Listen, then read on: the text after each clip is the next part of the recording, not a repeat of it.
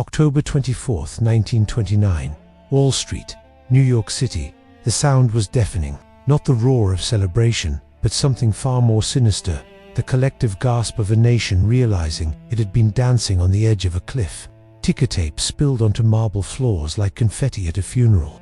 Men in expensive suits clutched their heads, their faces drained of color. Outside, crowds gathered, their eyes fixed on the windows of the New York Stock Exchange, waiting for answers that would never come. This was Black Thursday, the day the music stopped, the day the American dream didn't just stumble, it collapsed into a nightmare that would last a decade.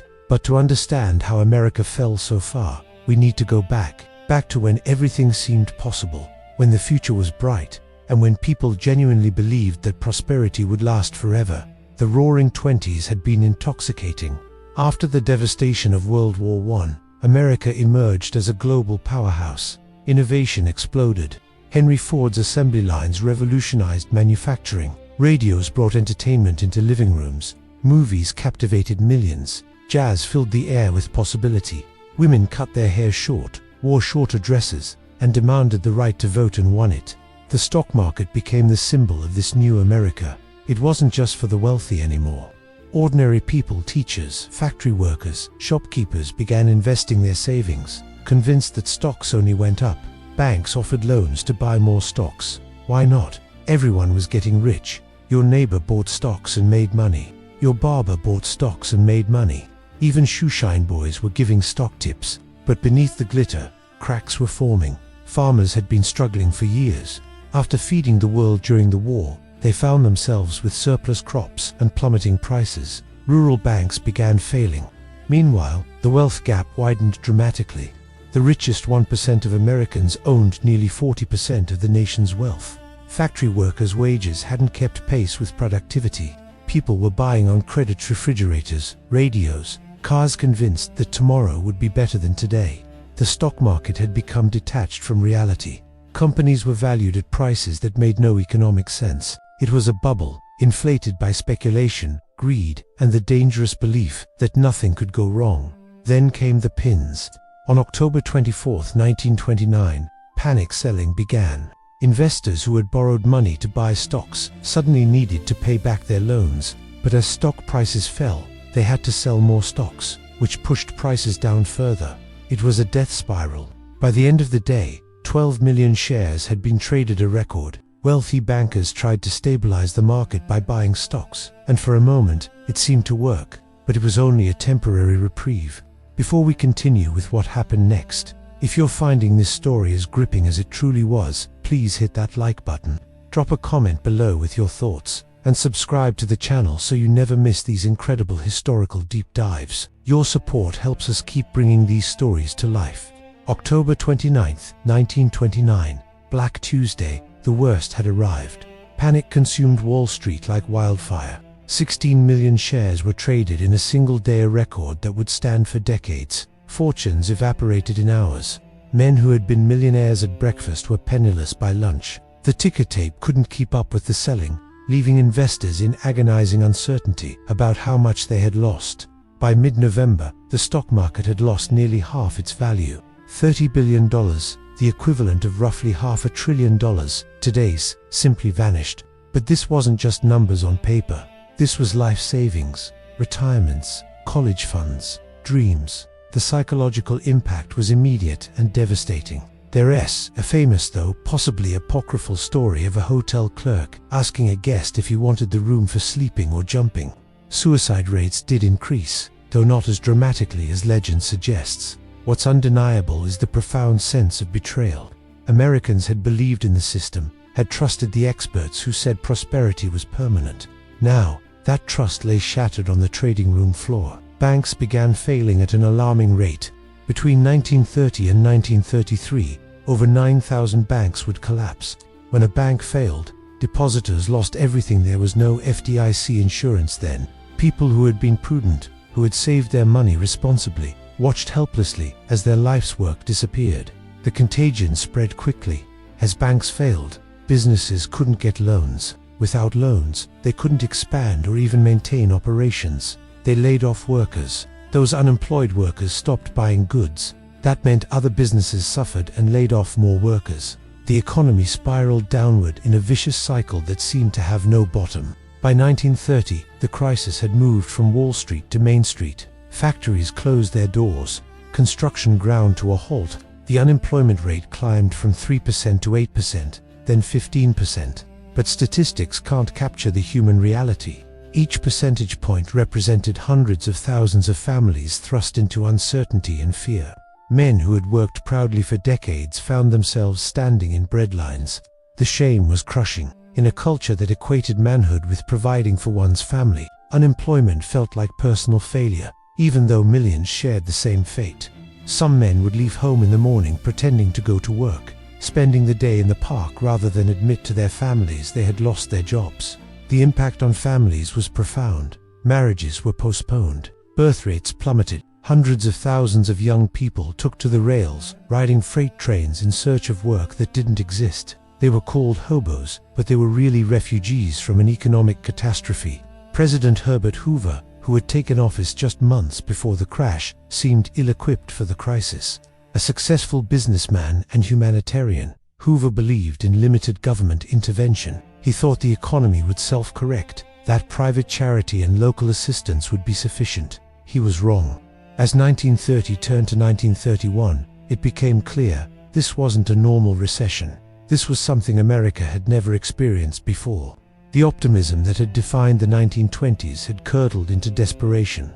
The American dream, the belief that hard work guaranteed success, seemed like a cruel joke. And the worst was yet to come. 1932, the darkest year.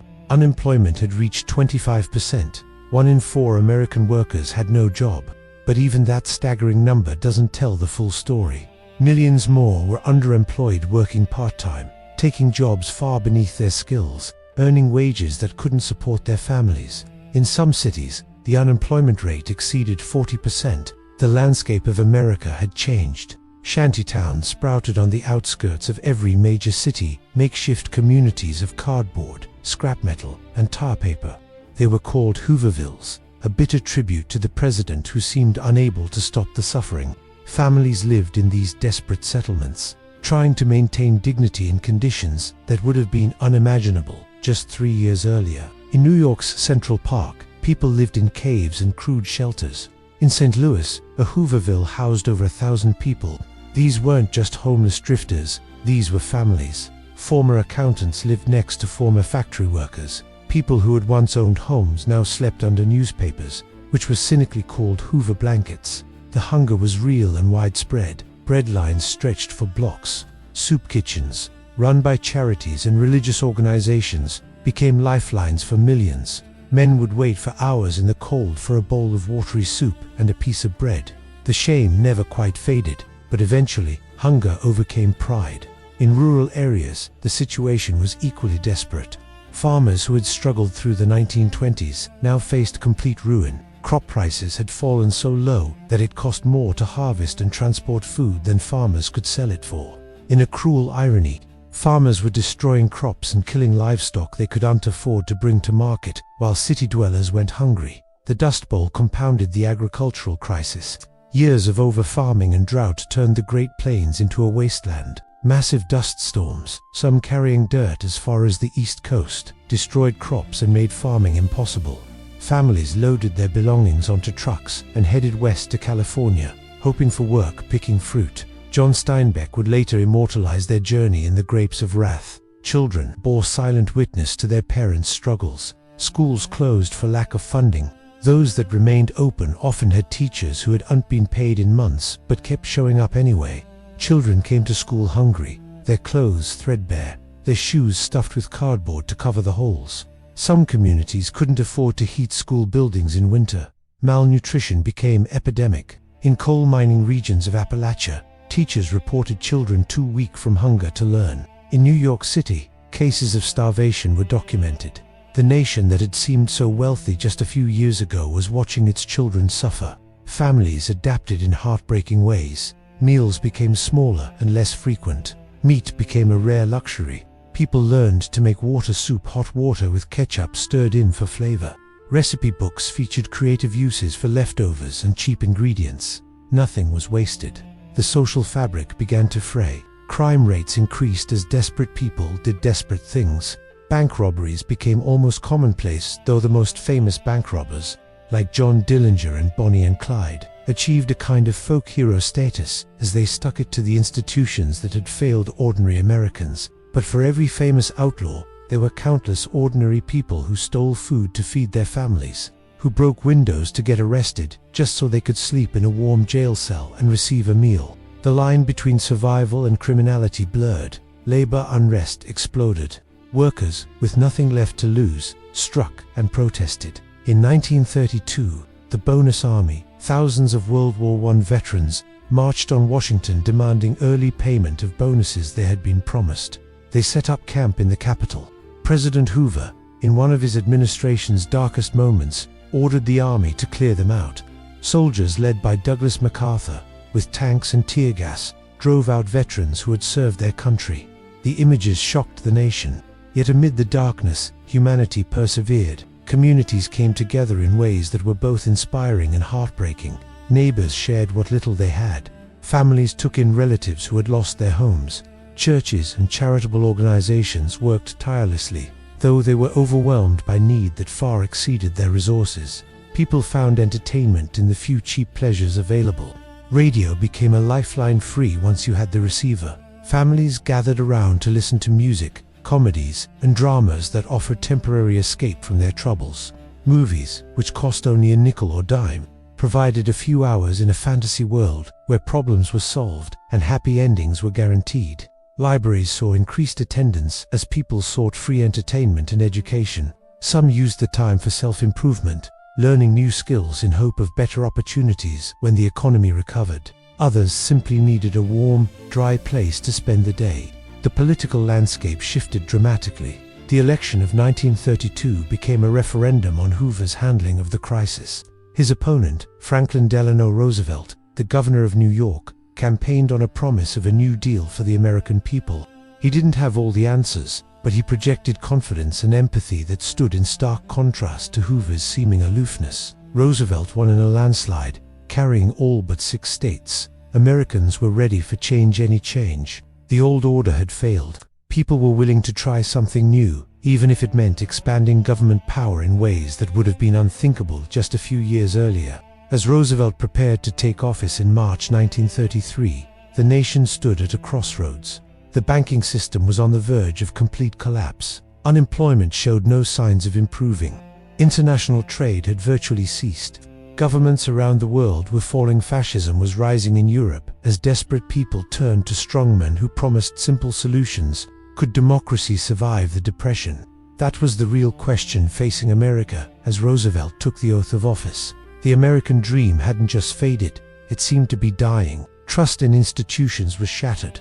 Faith in capitalism was severely shaken.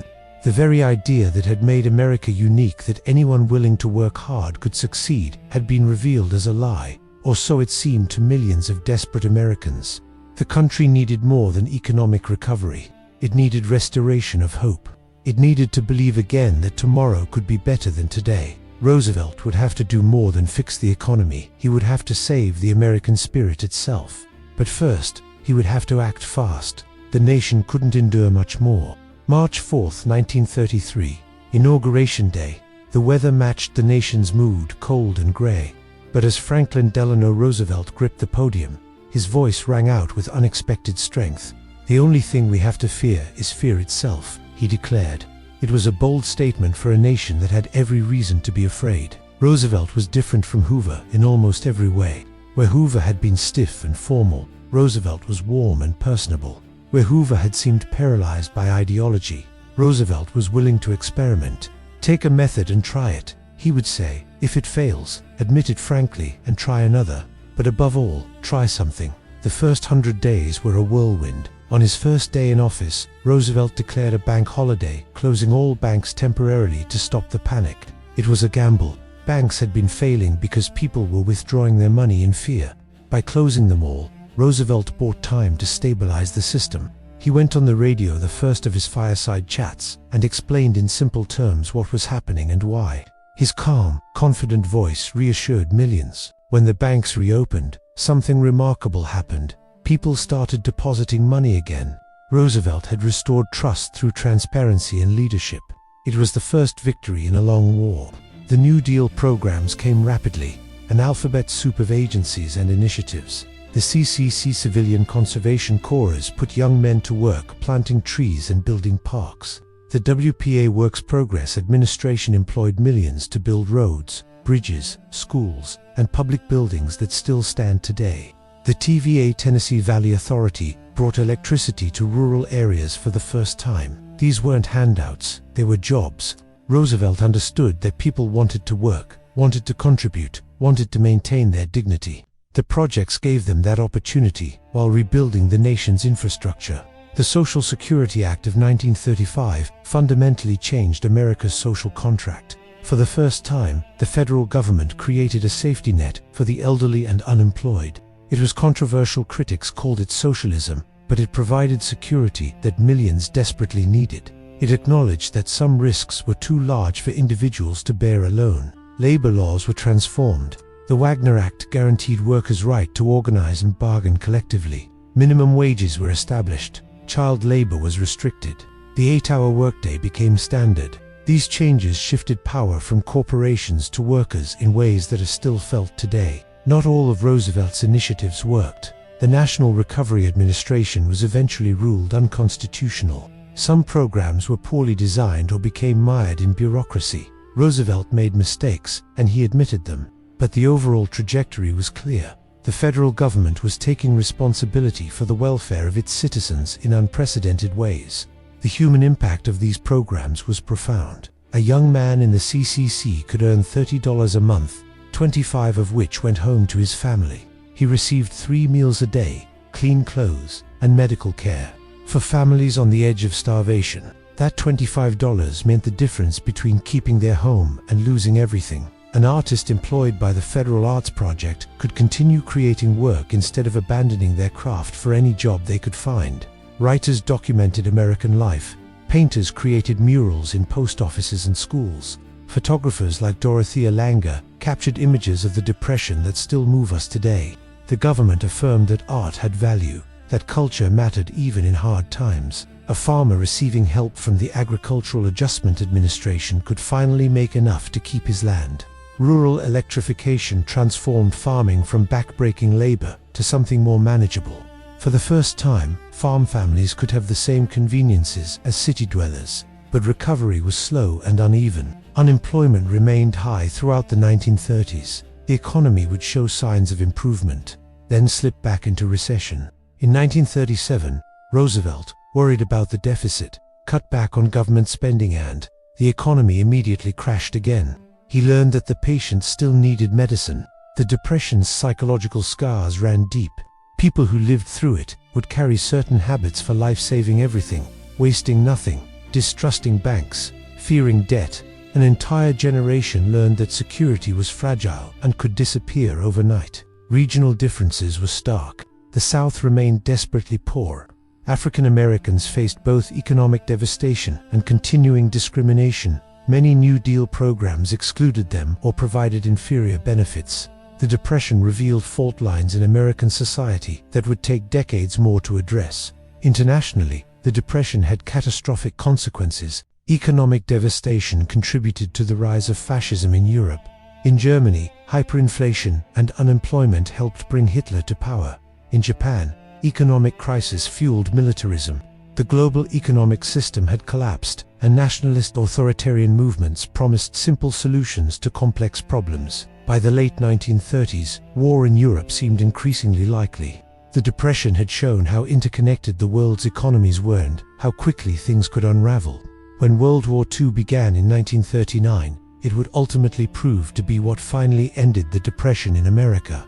War production ramped up, factories hired again, unemployment disappeared. It's a bitter irony that the greatest economic crisis in American history was ultimately solved by the greatest military conflict in human history. The New Deal programs helped. Certainly they provided relief, started recovery, and reformed the system. But it took war production to fully restore prosperity. What did America learn from the Depression? The relationship between government and citizens was forever changed. The idea that government should provide a safety net, regulate the economy, and protect workers became accepted even if debates continued about how extensive that role should be. The laissez-faire capitalism of the 1920s was discredited. The financial system was reformed with regulations designed to prevent another crash. The FDIC ensured bank deposits.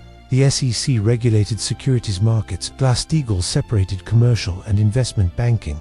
These reforms would last for decades, though many would eventually be weakened or repealed with consequences that became clear in the 2008 financial crisis. Americans developed a more nuanced understanding of economic systems. The belief that prosperity was inevitable and permanent was replaced by awareness that economic security required vigilance, regulation, and sometimes government intervention. Success wasn't just individual effort, it depended on the broader system functioning properly. The Depression also revealed America's resilience. Despite unimaginable hardship, democracy survived. Unlike Germany, Italy, or Japan, America didn't turn to fascism. Despite the Communist Party gaining some followers during the worst years, Americans didn't abandon capitalism. The system bent, but didn't break. Families survived through mutual support. Communities came together. People found ways to maintain hope, even in the darkest times. The generation that endured the Depression would go on to win World War II and build the prosperous post-war America. They were forged in hardship, but not broken by it. The American dream didn't die in the Depression, it was transformed. The naive optimism of the 1920s gave way to something more mature and realistic. The dream became less about getting rich quick and more about security, stability, and opportunity for the next generation. It acknowledged that sometimes you need help, that community matters, that we're all in this together. When veterans returned from World War II, the GI Bill provided education and home loans, government help that created the middle-class prosperity of the 1950s. The highway system, built with government funds, opened new opportunities. Social security provided dignity in retirement. These were all lessons learned from the Depression. That government investment in people and infrastructure could create broadly shared prosperity. The Great Depression remains the defining economic event of the 20th century. It showed how quickly prosperity can vanish, how devastating the consequences of financial recklessness can be, and how vulnerable even the mighty can become. But it also showed that Americans could adapt, could fight back, and could rebuild stronger than before. Today, echoes of the Depression still resonate. When financial crisis strikes, we look back at those years for lessons. The debates Roosevelt started about government's role in the economy continue. The safety net programs created then remain controversial and constantly debated. But perhaps the most important lesson is the simplest, that the American dream is not guaranteed.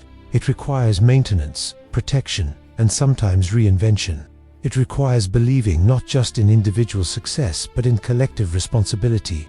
It requires remembering that we're all connected, that one person's prosperity depends on the broader system's health. The Depression tested America's character and found it strong enough to endure. The country that emerged was different from the one that entered, more aware of its vulnerabilities, but also more committed to ensuring that such devastation would never happen again. Whether we've remembered those lessons well enough is a question each generation must answer anew.